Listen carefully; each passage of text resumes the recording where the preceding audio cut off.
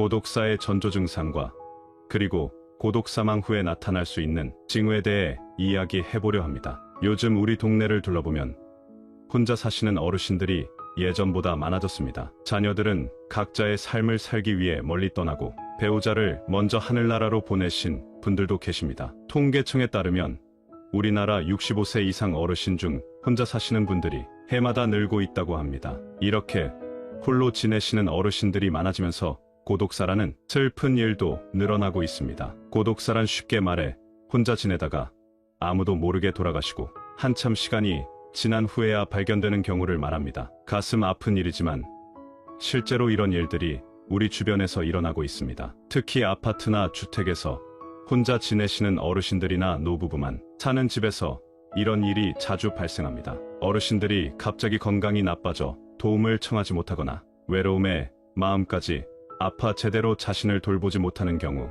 이웃들도 모르는 사이에 돌아가시게 됩니다. 더 슬픈 것은 돌아가신 후에도 바로 발견되지 못해 몇 주, 심지어 몇 달이 지나서야 알게 되는 경우가 많다는 것입니다. 이 글을 통해 저는 고독사가 일어나기 전에 볼 수 있는 여러 신호들과 만약 이미 일어났을 때 이웃들이 알아차릴 수 있는 징후들을 알려드리고자 합니다. 평소에 이런 신호들을 알고 있다면 우리 주변의 어르신이 위험에 처했을 때 빨리 도움을 줄 수 있습니다. 또한 이웃으로서 어떻게 서로 관심을 가지고 도울 수 있는지에 대해서도 함께 생각해보려 합니다. 우리 모두는 언젠가 나이가 들고 어쩌면 혼자 살게 될 수도 있습니다. 서로에게 조금만 더 관심을 가진다면 우리 동네에서는 아무도 모르게 외롭게 돌아가시는 일이 없도록 할 수 있을 것입니다. 함께 살피고 돕는 마음으로 이 글을 읽어주시길 바랍니다. 시작 전 구독과 좋아요, 알림 설정까지 꼭 부탁드립니다. 그러면 지금부터 자세히 이야기해 보겠습니다. 첫 번째, 고독사의 전조 증상과 위험 신호. 고독사는 갑자기 일어나는 것처럼 보이지만 사실 여러 가지 전조 증상이 나타나는 경우가 많습니다. 이런 신호들을 미리 알아차린다면 불행한 일을 막을 수 있습니다. 먼저 일상생활의 변화를 살펴봐야 합니다. 평소 깔끔하게 지내시던 어르신이 갑자기 옷을 제대로 갈아입지 않거나 집안 청소를 하지 않게 되면 주의가 필요합니다. 김 할아버지의 경우 매일 아침 동네 공원을 산책하고 깔끔한 모습으로 이웃들과 인사를 나누셨는데 어느 날부터 나오지 않고 가끔 볼 때면 같은 옷을 며칠째 입고 계신 것이 발견되었습니다. 이웃의 관심으로 병원에 가보니 초기 치매 증상이 있었고 적절한 치료를 받게 되었습니다. 식사 습관의 변화도 중요한 신호입니다. 마트에 장을 보러 가지 않거나 음식을 사 먹지 않게 되면 영양 상태가 나빠집니다. 박 할머니는 매일 아침 근처 슈퍼에서 반찬거리를 사오셨는데 2주 넘게 보이지 않아 슈퍼 주인이 찾아가 보니 허리 통증으로 거동이 어려워 제대로 된 식사를 못하고 계셨습니다. 몸의 변화도 주의 깊게 봐야 합니다. 갑자기 체중이 많이 줄거나 걸음걸이가 불안정해지고 말투가 느려지거나 혼란스러워하는 모습이 보이면 건강에 문제가 생겼을 수 있습니다. 이 씨 할아버지는 평소 걸음이 빠르셨는데 한 달 사이에 많이 느려지고 얼굴색도 안 좋아져 이웃의 권유로 병원에 갔더니 심장 문제가 발견되었습니다. 사회적 고립도 중요한 신호입니다. 전화를 받지 않거나 문을 열어주지 않고 이웃과의 대화나 만남을 피하는 경우 우울증이나 다른 건강 문제가 있을 수 있습니다. 정 할머니는 복지관에서 매주 노래교실에 빠지지 않으셨는데 갑자기 나오지 않고 연락도 되지 않아 복지사가 방문했더니 우울증 증상으로 집에만 계셨습니다. 또한 약속을 자주 잊거나 중요한 일들, 병원 예약, 약 복용을 기억하지 못하는 경우도 주의가 필요합니다. 최 할아버지는 매달 연금 수령일에 은행에 가셨는데 2달 연속 잊어버려 통장 확인해보니 돈이 쌓여 있었습니다. 이런 신호들이 나타나면 어르신들 스스로도 도움을 청하고 주변에서도 적극적으로 관심을 가져야 합니다. 작은 변화라도 눈여겨보면 큰 불행을 막을 수 있습니다. 두 번째, 고독사 후 이웃이 알아차릴 수 있는 징후. 안타깝게도 고독사가 발생했을 때 주변 이웃들이 빨리 알아차릴 수 있다면 최소한 고인의 존엄을 지키고 적절한 조치를 취할 수 있습니다. 다음은 이웃들이 주의 깊게 살펴볼 수 있는 여러 징후들입니다. 가장 먼저 알아차릴 수 있는 것은 특유의 냄새입니다. 사람이 돌아가시고 시간이 지나면 시신에서 특별한 냄새가 나기 시작합니다. 이 냄새는 보통 달걀이 썩은 듯한 독특한 냄새로 계단이나 복도,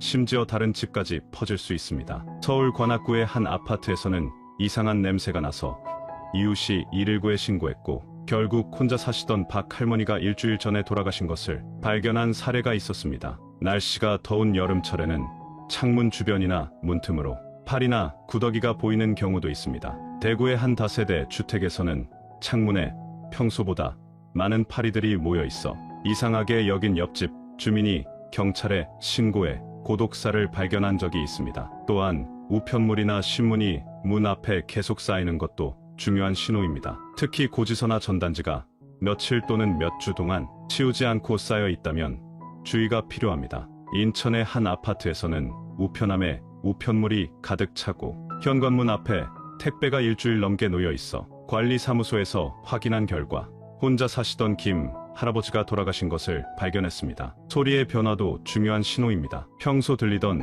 TV 소리나 라디오 소리, 물 내리는 소리 등이 며칠간 들리지 않는다면 확인해 볼 필요가 있습니다. 부산의 한 빌라에서는 매일 아침 6시에 틀던 라디오 소리가 3일째 들리지 않아 이웃이 119에 신고했고 고독사를 조기에 발견할 수 있었습니다. 밤에도 계속 불이 켜져 있거나 반대로 평소 불이 켜지던 시간에 집이 계속 어두운 것도 이상 신호입니다. 광주의 한 주택가에서는 밤낮으로 3일간 불이 꺼지지 않아 이웃이 119에 신고했고 고인을 발견할 수 있었습니다. 이런 징후들을 알고 주의 깊게 살핀다면 고독사가 발생했을 때 빠르게 발견하여 적절한 조치를 취할 수 있습니다. 서로에 대한 작은 관심이 큰 도움이 될 수 있습니다. 세 번째, 고독사 예방을 위한 지역사회의 역할과 지원 방법. 고독사를 막기 위해서는 우리 지역사회의 관심과 노력이 무엇보다 중요합니다. 혼자 사는 어르신들이 안전하게 지내기 위해서는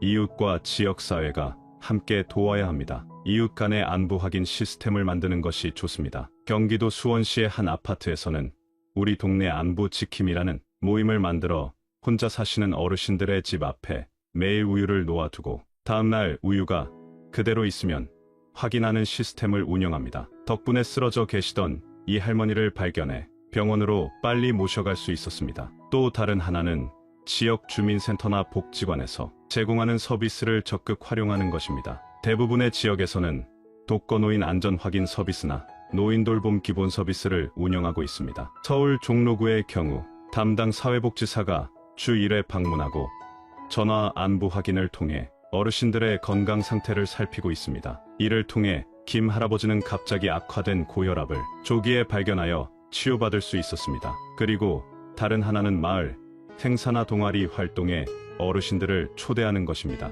부산 해운대구의 황혼 노래교실은 매주 화요일마다 열리는데 이 모임을 통해 혼자 사시는 어르신들이 서로 친구가 되어 정기적으로 안부를 확인하는 관계로 발전했습니다. 박 할머니는 노래교실 덕분에 일주일이 기다려지고 친구들이 생겨 외롭지 않다고 말씀하십니다. 또 다른 하나는 스마트 기술을 활용한 안전망 구축입니다. 대전시에서는 스마트 플러그를 독거노인 가정에 설치해 전기 사용 패턴을 모니터링하고 이상이 있을 경우 담당자가 방문 확인하는 시스템을 도입했습니다. 최 할아버지는 이 시스템 덕분에 갑자기 쓰러졌을 때 빠르게 도움을 받을 수 있었습니다. 혹은 지역 내 가게나 슈퍼와 협력하는 방법도 있습니다. 전주시의 한 동네에서는 우리 동네 지킴이 가게를 지정해 평소 자주 오시던 어르신이 며칠간 보이지 않으면 주민센터에 연락하는 시스템을 만들었습니다. 지역사회의 작은 관심과 배려가 모여 어르신들을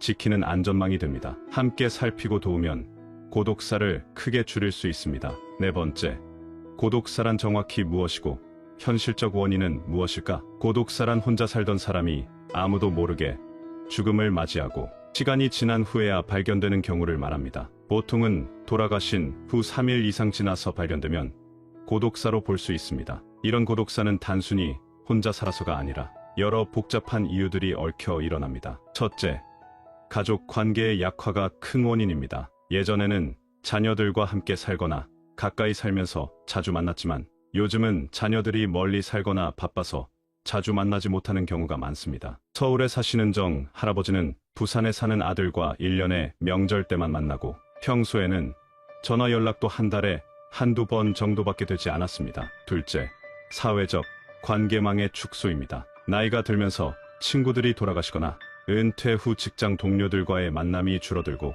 몸이 불편해져 밖에 나가기 어려워지면서 만나는 사람이 점점 줄어듭니다. 강원도의 김할머니는 젊었을 때는 이웃들과 자주 어울렸는데 지금은 다들 이사 가고 새로 이사 온 젊은 사람들과는 말도 잘 안 통해서 거의 말할 사람이 없다고 하셨습니다. 셋째, 경제적 어려움도 큰 원인입니다. 통계에 따르면 65세 이상 노인 중 절반 가까이가 상대적 빈곤 상태에 있다고 합니다. 경제적으로 어려우면 건강관리를 제대로 못하고 위급할 때 도움을 청하는 비상벨 같은 장치도 설치하기 어렵습니다. 인천의 박 할아버지는 연금만으로 생활하다 보니 약값을 아끼려고 처방받은 고혈압약을 제때 먹지 않았고 결국 뇌출혈로 쓰러진 채 사흘 만에 발견되었습니다. 넷째, 건강 문제도 중요한 원인입니다. 나이가 들수록 만성질환이 생기거나 인지능력이 떨어지면서 스스로 도움을 요청하기 어려운 상황이 됩니다. 대구의 최할머니는